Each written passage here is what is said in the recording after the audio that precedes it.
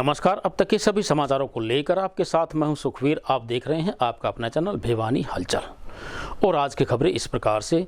रविवार को स्थानीय नेकीराम सभागार में 5वां देवव्रत वशिष्ठ पुरस्कार प्रदान करने के लिए जर्नलिस्ट क्लब भिवानी द्वारा एक कार्यक्रम का आयोजन किया गया। क्लब के प्रधान ईश्वर धामू की अध्यक्षता में विशिष्ट अतिथि माई जी महाराज, doctor Chandra तिरखा, doctor R K. Anayat व नीलम अग्रवाल ने हिसार से प्रकाशित होने वाले नवछोर के संपादक ऋषि सैनी को देवव्रत वशिष्ठ पुरस्कार से सम्मानित किया। हर वर्ष की भांति इस वर्ष भी जर्नलिस्ट क्लब भिवानी द्वारा 5वें देवव्रत वशिष्ठ पुरस्कार को लेकर स्थानीय नेकीराम सभागार में भव्य कार्यक्रम का आयोजन किया। कार्यक्रम में हरियाणा साहित्य अकादमी के निदेशक doctor Chandra Tirkha, Deenbandhu Chhoturam university of science and technology के vice chancellor doctor R K. Anayat व समस्त हरियाणा पार्टी के नेता नीलम अग्रवाल ने बतौर विशिष्ट अतिथि शिरकत की। आचार्य माई जी महाराज के सानिध्य में आयोजित कार्यक्रम में क्लब के प्रधान ईश्वर धामू, महासचिव प्रदीप चौहान व उप प्रधान शशि कौशिक ने सभी अतिथियों की उपस्थिति में नवछोर के संपादक ऋषि सैनी को 5वां देवव्रत वशिष्ठ पुरस्कार देकर सम्मानित किया। इस अवसर पर माई जी महाराज व क्लब प्रधान ईश्वर धामू द्वारा निदेशक doctor Chandra तिरखा, doctor R K. Anayat व श्रीमती नीलम अग्रवाल को भी सम्मान पट्टिका व मोमेंटो देकर सम्मानित किया। वहीं कार्यक्रम में पत्रकारिता जगत से जुड़े भिवानी के सभी पत्रकार उपस्थित रहे। मंच का संचालन पत्रकार मुकेश वत्स के द्वारा किया गया। वहीं इस अवसर पर पत्रकारों के साथ उनके परिजन भी उपस्थित रहे। आग्रह करूंगा श्रीमती शशि कौशिक जी से कि वो आए और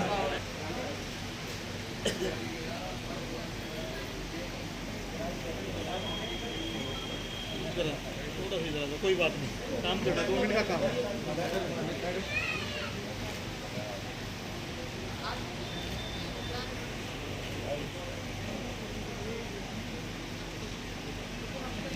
मैं प्रदीप चौहान जी से प्रार्थना करूंगा कि माई जी महाराज के छोटे बच्चे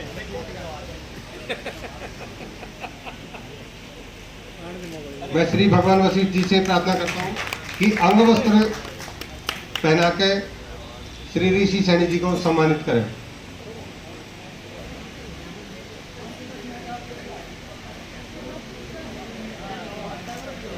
मैं डॉक्टर अनायत जी, डॉक्टर तिरखा जी और माई जी महाराज से निवेदन करूंगा कि वो अवार्ड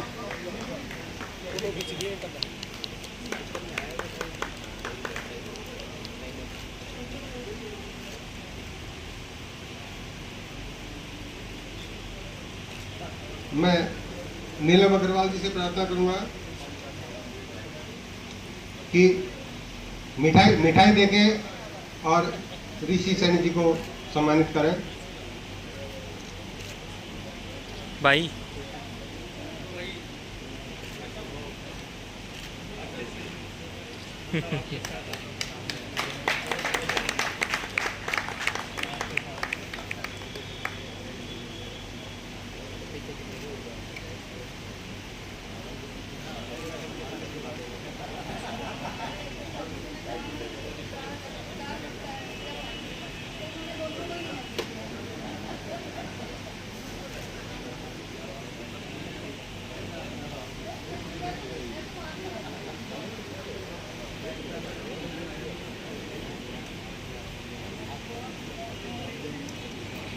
नहीं, ये मैं समझता हूँ एक चुनौती भरा दायित्व है और जिस बात की ओर इन्होंने संकेत किया है डॉक्टर साहब ने, तो मैं समझता हूँ कि ये संकेत अपने आप में एक बहुत अद्भुत है। और इन चीज़ों को जब तक हम रीडिफाइन नहीं करेंगे, जब तक इनका पुनर्पाठ नहीं करेंगे, पुनर्प्रस्तुति नहीं करेंगे, तब तक हम अपने उद्देश्यों की पूर्ति नहीं कर पाएंगे। तो ये एक सामाजिक दायित्व है, पत्रकारों को सामाजिक प्रतिष्ठा देना, और पत्रकारों का दायित्व है कि पूरे समाज की रक्षा करना अप्रामाणिक सूचनाओं से।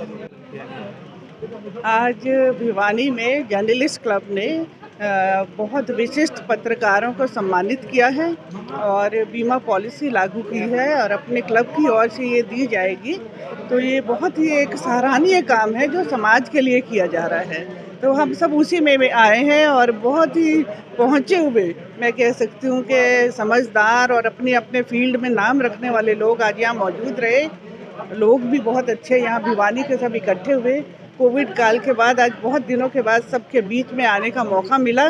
मैं इन सब का धन्यवाद करती हूँ। कहीं ना कहीं राजनीति हैवी रहती है आजकल, पत्रकारिता पे देखने को मिलेगा, मोदी मीडिया का जाता है, क्या कहेंगे आज की राजनीति? देखिए, राजनीति का मैं ये कहना चाहूँगी कि राजनीति कभी भी बुरी नहीं होती।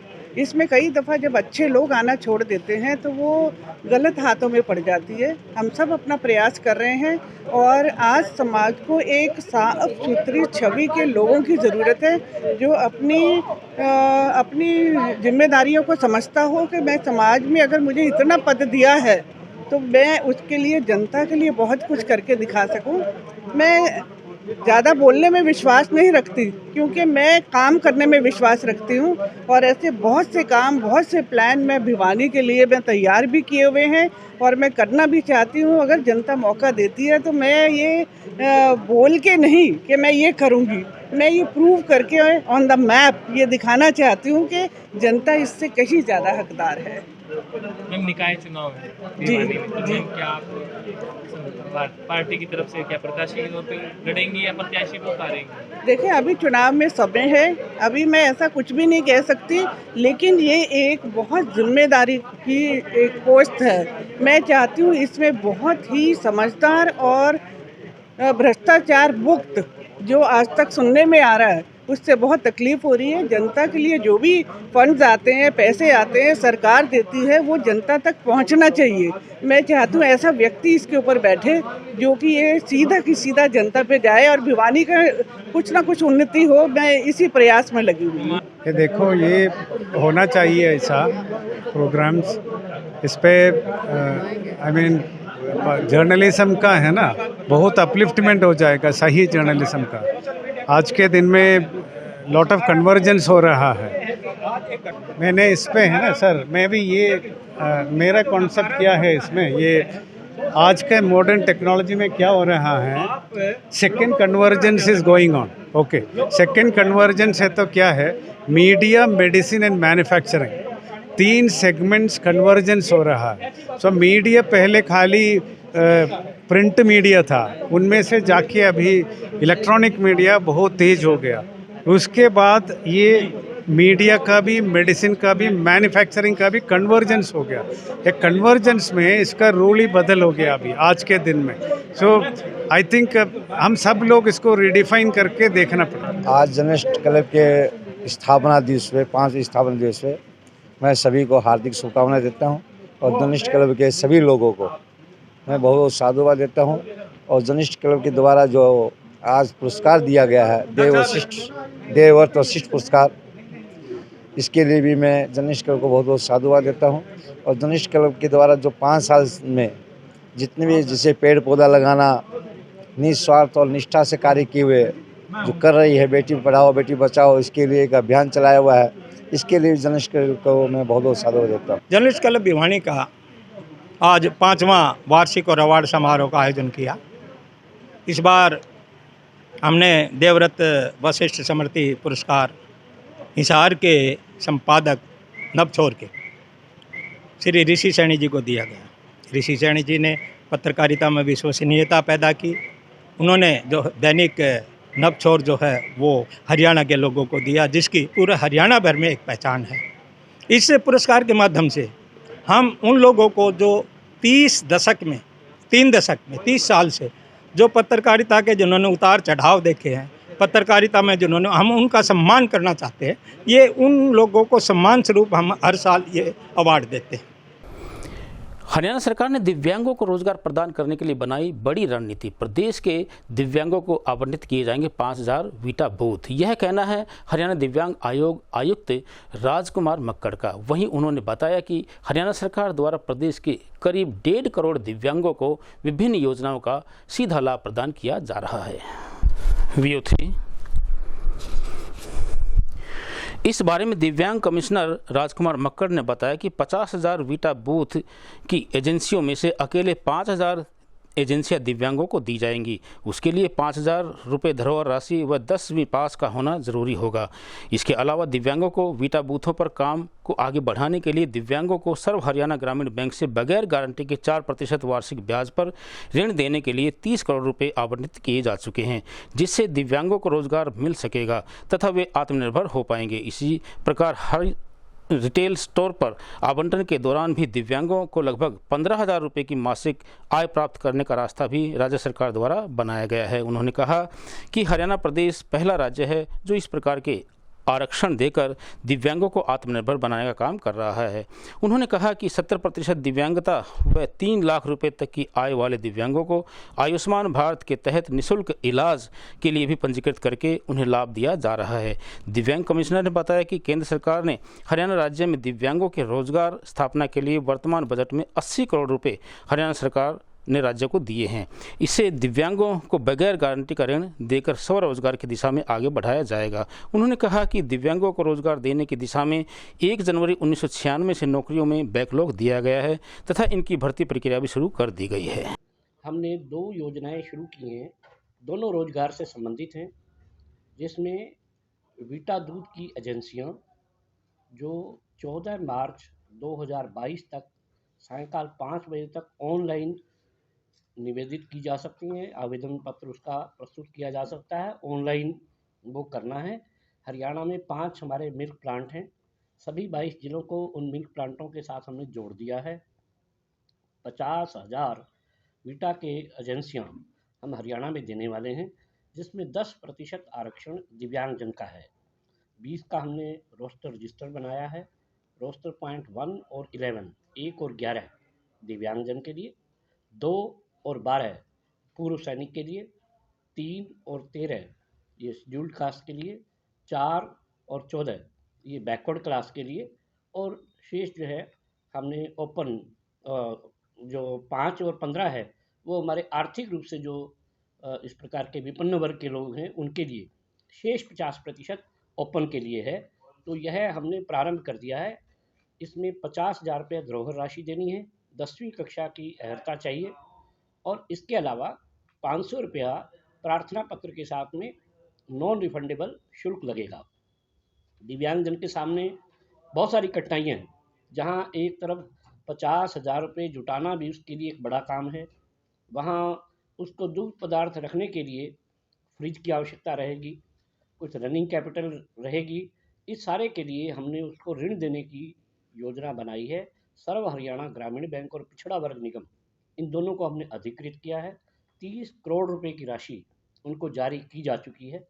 कोई भी दिव्यांग आएगा, अपना डिसेबिलिटी सर्टिफिकेट प्रस्तुत करेगा, उसका एप्लीकेशन देगा और वो उसी सर्व हरियाणा ग्रामीण बैंक अथवा पिछड़ा वर्ग निगम के माध्यम से ही प्रोसेसिंग हो जाएगी और वो ड्राफ्ट उसके नाम बना देंगे, और जब उसको अलाट हो जाएगी, अलाटमेंट के बाद फिर वो पूंजी वहाँ से अपनी ले सकेगा। इस तरह से हमने 5,000 वीटा के बूथ, जिसमें भिवानी जिले में भी लगभग 500 से अधिक यह वीटा के booth, school, college, bus stand, railway station, भीड़ वाले अन्य स्थान जहाँ भी बिक्री हो सकती है, उसके लिए स्थान दिव्यांग को स्वयं खोजना होगा। क्योंकि यह जो योजना है यह योजना सबके साथ मिला करके है, लेकिन 10% आरक्षण देने वाली हरियाणा की अकेली सरकार है जो दिव्यांगजन के सशक्तिकरण के लिए इतना बड़ा आरक्षण प्रदान कर रही है। दूसरी योजना हर हित रिटेल स्टोर, इसमें 20,000 हरियाणा में रिटेल स्टोर हम स्थापित करने जा रहे हैं। ये भी हमने प्रारंभ कर दिया है। इसके लिए भी प्रार्थना पत्र आमंत्रित किए हैं। 31 मार्च सायंकाल 5 बजे तक अप्लाई किया जा सकता है। 1.5 लाख रुपए का सामान सरकार उपलब्ध करवाएगी, जो कि किराना का सामान होगा, लेकिन ये उधारा होगा। यह पैसा है सरकार 4% वार्षिक ब्याज पर उसको उपलब्ध कराएगी, और उसके पश्चात वो अगर बिक्री अधिक करता है तो स्वाभाविक रूप से वो मल्टीप्लाई अपनी आय कर सकता है। 10% आय अर्थात 15,000 रुपया मासिक कम से कम उसकी आय सुनिश्चित की जाएगी। अगर सामान उतना नहीं भी बिकता तो 3,000 रुपये का कंपनसेशन सरकार उसके खाते में सीधा स्थानांतरित करेगी। इसके अलावा हमारा सरकार का बजट आ गया है। इस बजट में परिवार पहचान पत्र में 1,80,000 रुपया वार्षिक तक की आय के जितने भी परिवार हैं, जिसमें दिव्यांगजन बहुत बड़ा लाभान्वित वर्ग है, खासतौर पे जो ग्रामीण क्षेत्र में हमारा निवास करने वाला दिव्यांग है, जो आय से भी, साधनों से भी और सुविधाओं से भी और सूचनाओं से भी महरूम है। हमारी अप्रोच बहुत बार ऊपर के वर्ग तक रह जाती है और जो वास्तविक अंत्योदय जिसको हम कह सकते हैं, अंतिम व्यक्ति समाज का, उस तक नहीं पहुंच पाती। उसके लिए हमने सीधा परिवार पहचान पत्र के साथ जोड़ दिया है। 1,80,000 रुपये की आय से नीचे वाले तमाम परिवारों को आयुष्मान भारत में ऑटोमेटिकली कवर कर दिया गया है। बजट पारित होगा, निश्चित होगा ही, और बजट पारित करते ही इस योजना को अमली जामा भी पहना दिया जाएगा। इसके अलावा इस बजट में एक विशेष बात और की गई है, जिसके लिए बजट का प्रावधान किया गया है, राशि आवंटित की गई है, वो ये कि 70% से अधिक दिव्यांगता और 3 लाख रुपए तक की आय भी। अब बहुत सारे दिव्यांग ऐसे हो सकते हैं जिसकी पति अथवा पत्नी या परिवार का कोई सदस्य किसी न किसी नौकरी में है, तो स्वाभाविक है 3 लाख आय उसकी पहुंच सकती है। अगर उसको भी उसी यार्ड स्टिक में लेके आएंगे, उसी पैमाने पर लेकर के आएंगे, तो दिव्यांग की सेवा नहीं हो पाएगी। प्रयास तो ये था कि इसको हम 40% तक लेकर के आएँ, लेकिन अभी इस वर्ष हम 40% नहीं कर पाए, क्योंकि बहुत सारे पहलू बजट में और भी देखने होते हैं। लेकिन पहली बार भारत में किसी सरकार ने शुरुआत की है 70% की दिव्यांगता और 3 लाख तक की आय ये होंगी, तो निश्चित रूप से उसको भी आयुष्मान भारत का लाभ होगा और सरकार की अन्य गरीबी उन्मूलन की जो योजनाएं हैं उसके अनुसार लाभान्वित होने। रविवार को रामनगर कॉलोनी स्थित पंजाबी कम्युनिटी सेंटर में होली मिलन समारोह व श्याम बाबा कीर्तन का आयोजन किया गया। इस अवसर पर पार्षद हर्षदीप डुडेजा ने पहुंचकर नगर वासियों को साथ फूल की होली खेली। वहीं इस अवसर पर श्याम बाबा के सम्मान में अनेक मनमोहक भजन प्रस्तुत किए गए। वहीं भजनों की धुन पर उपस्थित नागरिक भी झूम उठे।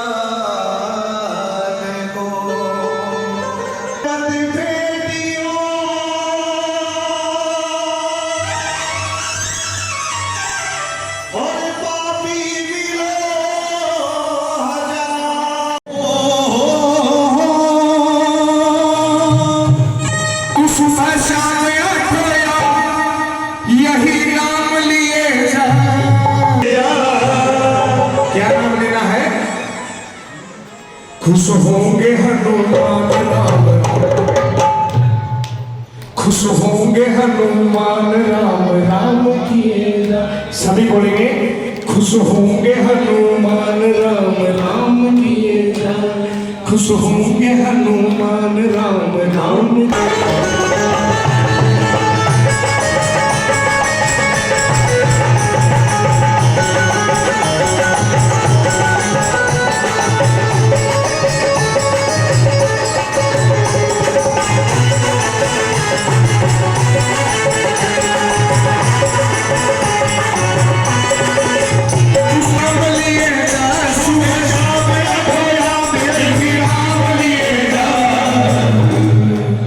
खुश होंगे हनुमान, ऐसे नहीं।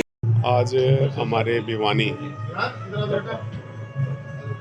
रामनगर कॉलोनी में पंजाबी कम्युनिटी सेंटर में होली मिलन समारोह का एक सत्संग के द्वारा आयोजन किया गया, जिसमें हमने एक भव्य राम दरबार लगाकर श्याम बाबा के, जो हमें अभी कुछ दिनों पहले खुशी का एहसास हुआ, चारों स्टेटों में जो भारतीय जनता पार्टी ने विजय हासिल की है, तो हमारा एक मन था कि शहर में एक खाटू श्याम जी का और राम दरबार का लगाकर इस विजय पर्व बनाया जाए।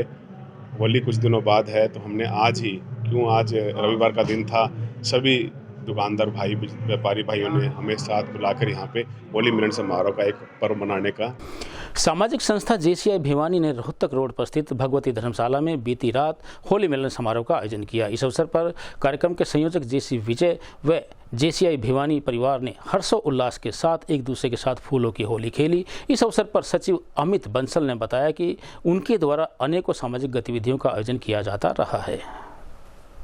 जेसीआई भिवानी के सचिव अमित बंसल ने बताया कि जेसीआई भिवानी एक सामाजिक संस्था है जो अनेकों सामाजिक गतिविधियों के साथ परिवार पर कार्य कर रही है। आज छोटे व एकल परिवार होने की वजह से आज के बच्चे व युवा हमारी संस्कृति व त्योहारों से दूर होते जा रहे हैं। इस कार्यक्रम का मुख्य उद्देश्य आज के युवा व परिवारों का पाश्चात्य संस्कृति की चमक धमक की तरफ आकर्षित होने से अपनी संस्कृति व त्योहारों को भूलने और उन त्योहारों के महत्व के बारे में जागरूक करने के लिए किया गया है। होली का त्यौहार प्रेम और उन्माद का त्यौहार है, परंतु आज युवा इस दिन को लेकर केवल नशे और हुड़दंग का त्यौहार समझता है। कार्यक्रम में आए हुए कलाकारों ने राधा कृष्ण के भजनों पर एक अलग ही छटा बिखेरी, जिसमें हर उपस्थित सदस्य मस्ती से झूमने लगा।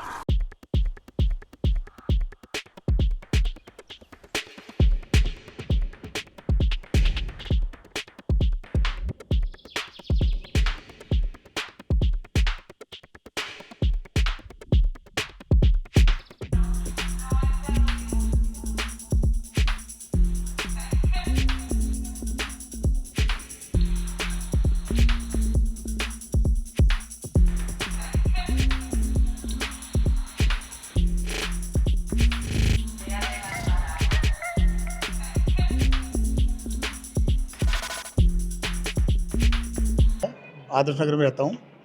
हमारा ये जेसीआई क्लब की तरफ से, जेसीआई भिवानी की तरफ से एक होली समारोह रंगारंग प्रोग्राम किया है। वो बहुत ही ज़्यादा अच्छा, बहुत ही प्रशंसनीय प्रोग्राम कर रखा है। यहाँ से अपने बाहर से कलाकार आए हुए हैं और उन्होंने होली के ऊपर फूलों की होली, रंगों की होली, जो आप हमारा चेहरा भी देख रहे होंगे, रंगों से भरा हुआ है सबका, और सबके लिए बहुत ही अच्छा प्रोग्राम रहा। बहुत अच्छा प्रोग्राम हमारे प्रधान जी ने, सारे जो भी जेसीआई क्लब के मेंबर हैं और उन्होंने साथ दे के बहुत ही बढ़िया रंगारंग प्रोग्राम रखा। हमें बहुत खुशी है।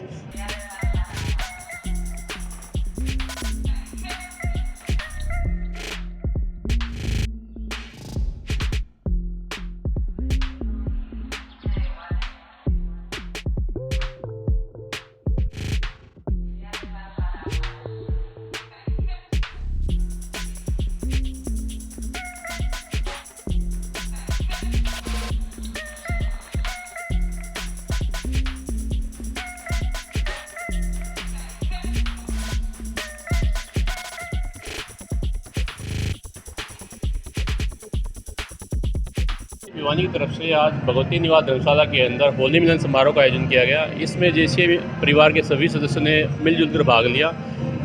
देखा गया है कि जो आज का हमारा युवा और हमारे बच्चे हैं वो हमारे तीज और त्योहारों को भूल चुके हैं। वो पाश्चात्य संस्कृति की तरफ उनका लोक लुभावन हो चुका है।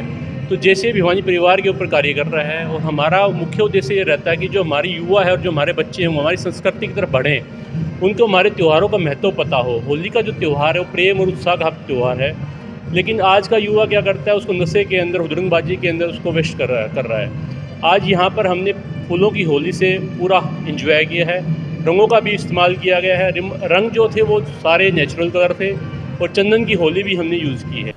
राष्ट्रीय जनलोक पार्टी व इंडियन नेशनल लोकदल पार्टी गठबंधन करके लड़ेगी नगर परिषद चुनाव। यह कहना है पार्टी की अनुसूचित जाति प्रकोष्ठ के प्रदेश अध्यक्ष धर्मवीर डावला व युवा मोर्चा प्रदेश अध्यक्ष राकेश सिंह तंवर का। उन्होंने कहा कि दोनों ही पार्टियां मिलकर नगर परिषद चुनाव में अपना एक उम्मीदवार उतारेंगी।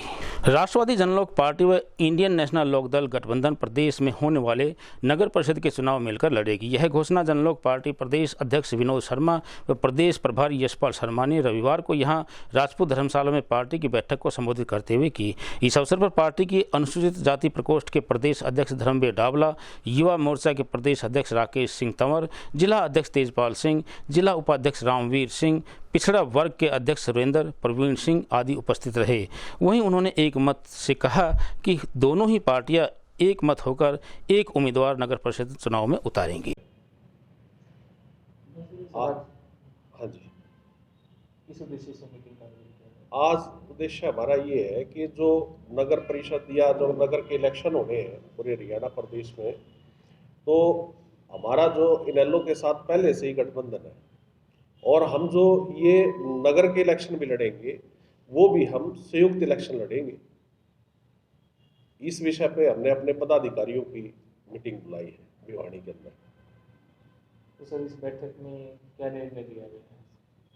निर्णय यही है कि भाई मिलके हम दोनों पार्टियां काम करेंगे और इलेक्शन मतलब चाहे वो किसी भी पार्टी का कैंडिडेट है उसके लिए पूर्णता से उसकी मदद की जाएगी, मिलके मदद करेंगे दोनों। सर जो पार्षद का है कितनी कैसी तो बंटवारा हो किन बातों पर सीटों को लेके अभी कोई विशेष हमारा बंटवारा नहीं हुआ है और वो जैसा ही उसका कोई निर्णय लिया जाएगा तो वो हम आपको जरूर बताएंगे। सर 50 के करीब चुनाव होने निकाय को लेकर जगह पर कितनी जगह पर आरजेपी पार्टी लड़ेगी, कोई इसके बारे में बात हुई? नहीं वही है, वो फैसला हो जाएगा उस समय, लेकिन हम मिलके जितनी भी जहाँ पे भी इलेक्शन होंगे हम मिलके इलेक्शन लड़ेंगे। मैं यशपाल राणा, प्रभारी राष्ट्रवादी जनलोक पार्टी हरियाणा और पश्चिम उत्तर प्रदेश। आज हमारी जो ये मीटिंग थी हमारी दो पार्टियों में, जैसे आपको पता है कि गठबंधन है राष्ट्रवादी जनलोक पार्टी सत्ता का और इंडियन नेशनल लोकदल का, परंतु नेशनल लोकदल की आज उच्च अधिकारी हमारे माननीय हैं दोनों पार्टियों के, श्री ओम प्रकाश चौटाला जी का, उनका प्रोग्राम भिवानी के आसपास है किसी गांव में। तो हमारे जितने भी नैलो के कार्यकर्ता या पदाधिकारी हैं वो अचानक वहाँ चले गए और ये मीटिंग सिर्फ आज जो है आरजेपी पार्टी की है और यहाँ हमने सिर्फ आरजेपी पार्टी के जितने पदाधिकारी हैं उनको ही बुलाया गया है ताकि आने वाले इलेक्शन में हमारे हिस्से में जो भी सीट आएगी, चाहे वो भिवानी की आए या रोहतक की आए या अम्बाड़ा की आए, कहीं की भी आए, तो हम दोनों पार्टी लड़के इकट्ठे ईमानदारी के साथ इलेक्शन लड़ेंगे और भरपूर प्रयास करेंगे अपनी हरियाणा में सत्ता में वापसी करने के लिए। सबसे संपन्न प्रदेश हुआ करता था, सबसे खुशहाल प्रदेश हुआ करता था। इस सरकार ने हरियाणा को बेरोजगारी में नंबर 1 प्रदेश बना दिया, हरियाणा को भ्रष्टाचारी में नंबर 1 प्रदेश बना दिया गया। तो पूरे प्रदेश का युवा इस बात से नाराज़ है, उसके साथ धोखा हुआ है, ठगी हुई है। रोज़ रोज़ वो फार्म अप्लाई करता है, 400 किलोमीटर के करीब पेपर देने जाता है और जब वो उस सेंटर से बाहर आता है उसको पता लग गया कि उसका पेपर कैंसिल हो गया और फिर वो अप्लाई करता है, फार्म अप्लाई करता है और फिर पेपर कैंसिल हो जाता है। तो रोज़ रोज़ उसके साथ ठगी हो रही है, उसको धोखा हो रहा है और बार बार सरकार पेपर कैंसिल हो रहे हैं और सरकार उनकी ज्वाइनिंग कर रही है। अभी पेपर कैंसिल हो रहे हैं और जांचें चल रही हैं और सरकार उनकी ज्वाइनिंग करा रही है। तो ये युवाओं के साथ धोखा है और बेरोजगारी बढ़ने का कारण यही है सरकार का। 21 जून को अंतर्राष्ट्रीय योग दिवस के आयोजन की तैयारियों को लेकर स्थानीय श्री कृष्ण प्रणामी आश्रम में एक कार्यक्रम का आयोजन किया गया। इस बारे में जानकारी प्रदान करते हुए हरियाणा योग आयोग के रजिस्ट्रार डॉक्टर हरीश कुमार ने बताया कि देश के 100 शहरों में मोरारजी देसाई योग संस्थान व आयुष मंत्रालय द्वारा योग पर अनेक कार्यक्रम किए जा रहे हैं। इस बारे में जानकारी देते हुए हरियाणा योग आयोग के रजिस्ट्रार डॉक्टर हरीश कुमार ने बताया कि देश में 100 स्थानों पर ऐसे कार्यक्रम मोरारजी देसाई राष्ट्रीय योग संस्थान, आयुष मंत्रालय, भारत सरकार के सौजन्य व मार्गदर्शन में किए जा रहे हैं। प्रदेश में इसका दायित्व हरियाणा योग आयोग को दिया गया है। उन्होंने बताया कि हरियाणा योग आयोग द्वारा चेयरमैन डॉक्टर जयदीप आर्य के मार्गदर्शन में जनता को योग के प्रति जागरूक करने हेतु भिवानी में यह आयोजन प्रातः 10 बजे दादरी गेट स्थित श्री कृष्ण प्रणामी मंदिर में किया जा रहा है। इस आयोजन में अंतर्राष्ट्रीय योग प्रोटोकॉल का प्रदर्शन व प्रशिक्षण दिया गया। VO8 है जिसको अपना करके आम आदमी अपने जीवन को स्वस्थ, सुखी, सुंदर, सम्मानित, समृद्ध, संतुष्ट, शक्तिशाली, शांत और आनंदित बना सकता है। और योग के महत्व को पूरे संसार ने आज स्वीकार किया है। 21 जून को पूरा विश्व योग दिवस के रूप में मनाता है। आज का कार्यक्रम उसी संदर्भ में है। आज से योग दिवस के ठीक 100 दिन बचते हैं, तो योग दिवस आम आदमी तक पहुँचे, योग का महत्व आम आदमी समझे, इसके दृष्टिगत रखते हुए भारत सरकार के ऑटोनोमस संस्थान मोरारजी देसाई राष्ट्रीय योग संस्थान ने पूरे देश में आज 100 कार्यक्रम आयोजित किए हुए हैं। 100 स्थानों पर 100 कार्यक्रम आयोजित किए जा रहे हैं। उनमें से एक स्थान भिवानी में है। भिवानी का ये सौभाग्य है कि हरियाणा योग आयोग को ये जो कार्यक्रम आयोजित करने का मिला, उसमें भिवानी शहर का चयन किया गया, यहाँ की टीम की निष्ठा योग के प्रति देखते हुए। इसके लिए मैं हरियाणा योग आयोग के माननीय चेयरमैन डॉक्टर जयदीप जी आर्य का और रजिस्ट्रार डॉक्टर हरीश जी का धन्यवाद भी देता हूं कि उन्होंने भिवानी का चयन किया और बस तुरंत ही ये कार्यक्रम आयोजित किया गया है। इसमें आज हम प्रयास करेंगे कि समाज के हर वर्ग तक हर व्यक्ति तक योग का संदेश पहुँचे, और उसके निमित्त यहाँ ये कार्यक्रम में सभी संप्रदायों से, सभी क्षेत्र के लोगों को हमने आमंत्रित किया है। और योग करते करते मेरे को बहुत अच्छा लगा और बहुत ही मुझे काफ़ी मुनाफे मिले। और पहले मेरे वेट भी मेरा जो है ना 82 था और अब मेरा 72 है। तो ये इस योग के कारण मेरा शरीर बिल्कुल स्वस्थ है। मेरे घुटनों में दर्द रहता था, कमर में दर्द रहता था, ये मुझे सब ठीक हो गया मेरा। और इतनी मेहनत करते करते योग में मेरे को इतना अच्छा लगा कि मैं अपने हिंदुस्तान का रिकॉर्ड तोड़ा, मैं वर्ल्ड चैम्पियन बनी योगा में। और सबसे पहले मैं डॉक्टर मानव के यहाँ जाती थी, फिर डॉक्टर कोच हैं यहाँ बाल भवन स्कूल में, उनसे संपर्क हुआ तो मैं वर्ल्ड चैम्पियन उनके कारण बन गई।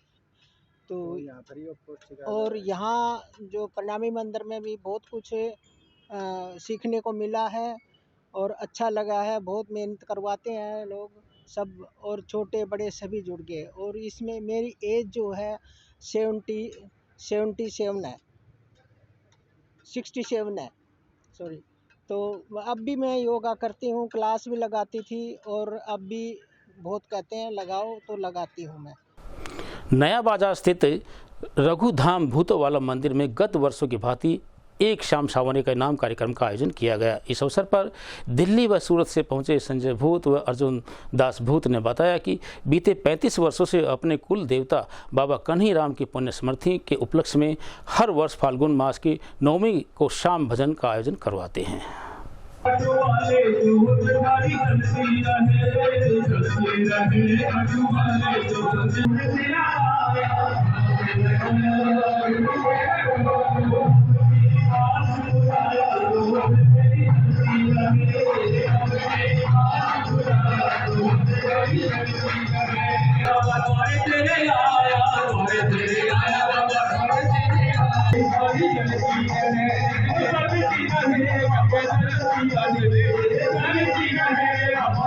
अग्रवाल कोलकाता से आई हूँ ये प्रोग्राम के लिए खास। और ये प्रोग्राम पुरुषोत्तम दास जी भूत जो मेरे फूफा जी लगते उन्होंने स्टार्ट किया था। और आज के दिन ये सबसे अच्छा और सबसे भव्य प्रोग्राम है जिसके लिए लोग दूर दूर से आया करते हैं और लोग यही कामना करते हैं कि सबकी झोली हमेशा भरती रहे। अर्जुन दास अग्रवाल सूरत से आया हूँ। हमारा ये भूतों का मंदिर 150 साल पुराना है। हमारे यहाँ हर साल 10वीं को बाबा कन्हैयाराम का जो है फंक्शन होता है। और हमारे सारे भूत भाई यहाँ पर हर प्रांत, गुजरात, महाराष्ट्र, पंजाब, उड़ीसा, दिल्ली, हरियाणा सब जुटते हैं और बाबा का मतलब आशीर्वाद पाते हैं। मनमोहन भूत दिल्ली से आया हूँ और हमारे बाबा कन्हैयाराम की याद में यहाँ पर हर वर्ष भगवान का कीर्तन होता है और दूसरे दिन मंदिर में भंडारा होता है। और यहाँ पर दूर दूर से हमारे सब भाई हर प्रांत, हर नगर से आकर सब एकत्रित होते हैं एवं बाबा का गुणगान करते हैं। हमारा ये मंदिर 170 साल पुराना है जो कि पहले 1858 में सिर्फ 5,000 रुपये की लागत से बना है। अब इसका पुनर्निर्माण हम सब भूत भाइयों ने बाबा की प्रेरणा से लगभग 1 करोड़ रुपया खर्च करके मंदिर का जीर्णोद्धार किया है। ये सब प्रभु की माया है और हमारे बाबा और पूर्वजों का। रोहतक रोड स्थित महाकालेश्वर धाम में प्रत्येक रविवार को लगाया जाता है संकट निवारण दरबार। यह कहना है मंदिर महंत भोला राम का। उन्होंने इस अवसर पर सभी भक्तों के साथ भंडारे का आयोजन करते हुए होली मिलन समारोह का आयोजन किया। वहीं उन्होंने बताया कि महाकालेश्वर मंदिर में अनेक राज्यों से भक्त कष्ट निवारण के लिए उनके पास आते हैं। इससे पहले वे सोनीपत के सिसाना गाँव में भी कष्ट निवारण कार्यक्रम कर चुके। इस बारे में मीडिया प्रभारी संदीप भूत ने बताया कि 9वीं को श्री श्याम भजन संध्या व 10वीं को श्रद्धेय बाबा कन्हैयाराम जी की स्मृति में 51 ब्राह्मणों को भोजन कराकर भंडारा किया गया। कार्यक्रम हेतु प्रतिवर्ष मुंबई, सूरत, कलकत्ता, दिल्ली, जयपुर, कटक, गुवाहाटी व अन्य प्रदेशों से मंदिर से जुड़े भक्त व भूत परिवार छोटी काशी पहुंचते हैं और फाल्गुन उत्सव में शिरकत कर पूजा अर्चना कर देश व समाज में सुख शांति व भाईचारे हेतु प्रार्थना करते हैं। इस अवसर पर भजन गायक मुकेश कुमार, पीयूष कौशिक, रामोतार इत्यादि ने होली त्योहार व श्याम बाबा से संबंधित अनेक गीतों की प्रस्तुतियाँ दी, जिन पर भक्तजन झूमने पर मजबूर हो गए। भोला राम मेरा नाम है। श्री महाकालेश्वर धाम रोहतक रोड भिवानी पे स्थापित है मंदिर। यहाँ होली मिलन समारोह चल रहा है इस समय और यहाँ पर बहुत दूर से कई राज्यों से लोग आते हैं और अपना संकट कटवाते हैं और धोख लगाते हैं बाबा की धोने की। मैं 32 साल से बाबा की सेवा में हूँ और पहले सिसाना सोनीपत में 28 साल वहाँ लगाया और उसके बाद यहाँ धाम बना दिया गया है, जिसमें कि दूर दूर से मतलब संकट वाले आते हैं और संकट कटवाते हैं, हर प्रकार का दोष उतरवाते हैं, सब ठीक होते हैं। जय बाबा की। क्या कार्यक्रम किया, साप्ताहिक कार्यक्रम बताया जा रहा है? हाँ, ये इतवार को यहाँ पे दरबार लगाया जाता है बाबा का, महाकाल का, जिसमें मतलब घर के संकटों का निवारण होता है। गुरुजी महाकालेश्वर धाम पे चौकी लगाते हैं और देश विदेश से भी आते हैं और अन्य राज्यों से भी लोग आते हैं संकट कटवाने। किसी भी प्रकार की बाधा, किसी भी प्रकार का कष्ट होता है, गुरुजी उसका निवारण करते हैं। गुरुजी के पास सिद्धि है। और आज जो हमने ये प्रोग्राम रखा है, ये होली समारोह है, होली मिलन समारोह है। इसमें भी काफ़ी भक्त लोग आए हुए हैं और आज गुरुजी इनको होली के साथ साथ, होली की शुभकामनाओं के साथ साथ अपनी तपस्या का जो है इनको एक। मैं तिलक राज गोसाई झज्जर से पूर्व पार्षद हूँ और मैं 3-4 साल से महाकाल भिवानी महाकालेश्वर धाम के मंदिर में आता जाता रहता हूँ और गुरुजी की बड़ी कृपा है। गुरुजी के आशीर्वाद से मुझे सब कुछ प्राप्त हुआ है। बड़ी कृपा है गुरुजी की। गुरुजी ने मेरे बहुत कष्ट दूर करे हैं और बस ऐसे ही गुरुजी सब पे कृपा बरसाते रहें और ये महाकाल की कृपा ऐसे बरसती रहे। गुरुजी ऐसे ही चमकते रहें। जय माता दी, जय महाकाल। मैं बंटी गोयल, प्रधान ऑटो मार्केट हिसार। गुरुजी के सानिध्य में मुझे 3 साल हो गए हर हफ्ते आते हुए, और जब से मैं यहाँ आया हूँ मैं लगभग 15 साल से धाम पे और पे सब पे कहीं भी जा रहा था, पर जितने संकट मेरे यहाँ आने के बाद दूर हुए कहीं नहीं हुए। गुरुजी का पूरा आशीर्वाद है, महाकालेश्वर धाम का बाबा का पूरा आशीर्वाद है और हमारे गुरुजी की सदा जय जयकार होती रहे। बीती शाम 2 अलग अलग रेल दुर्घटनाओं में 2 व्यक्तियों की मौत का मामला सामने आया है। पहली घटना बामला गांव के निकट हुई, जिसमें सिरसा घोगड़ा निवासी सोमवीर की मालगाड़ी की चपेट में आने से मौत हो गई, जबकि दूसरी घटना में स्थानीय लोहारू फाटक के निकट हनुमान गेट निवासी सूर्यकर ने रेलगाड़ी के सामने कूदकर आत्महत्या कर ली। पुलिस ने परिजनों के आधार पर मामला दर्ज करते हुए अपनी छानबीन आरंभ कर दी है। अलग अलग घटनाओं में ट्रेन की चपेट में आने से 2 व्यक्तियों की मौत होने की जानकारी प्राप्त हुई है। रेलवे के अनुसार स्टेशन मास्टर ने बताया कि सूचना प्राप्त हुई थी कि बामला के निकट एक व्यक्ति मालगाड़ी की चपेट में आ गया, जिससे वह घायल हो गया। घायल को एम्बुलेंस के द्वारा चौधरी वंशावल सामान्य अस्पताल में भर्ती करवाया गया। यहां पर पहुंचने पर डॉक्टरों ने उसे मृत घोषित कर दिया और इस बारे में उसकी पहचान हुई तो उसे पाया गया कि सिरसा घोगड़ा निवासी सोमवीर के रूप में उसकी पहचान हुई है।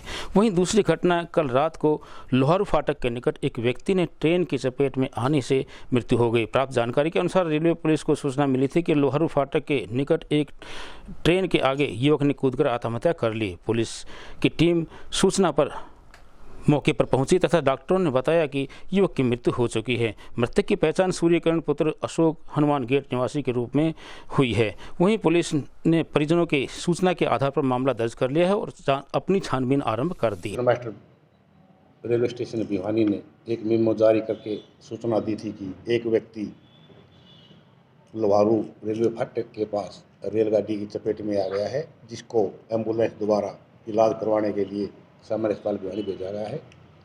इस सूचना पर मैं रात्रि के समय भिवानी सामान्य अस्पताल भिवानी में मौजूद था। डॉक्टर साहब से जाकर इसके बारे में पूछा। डॉक्टर साहब ने बतलाया कि वही यह व्यक्ति ब्रोडेड अस्पताल में लाया गया है, लेकिन रात्रि के समय इस व्यक्ति की शनाख्त नहीं हो पाई। अब सुबह होने पर इस व्यक्ति की शनाख्त हुई है, जो सूर्य किरण पुत्र अशोक हनुमान गेट वाल्मीकि बस्ती का रहने वाला है। जो अभी वह विवाहित था, ढोल बजाने का काम करता था। अब काफ़ी दिनों से उसको काम ना मिलने के कारण वह दिमागी तौर से परेशान था, जिसने रेलगाड़ी से कटकर आत्महत्या कर ली। कार्रवाई है 74 CRPC अमल में लाई गई है।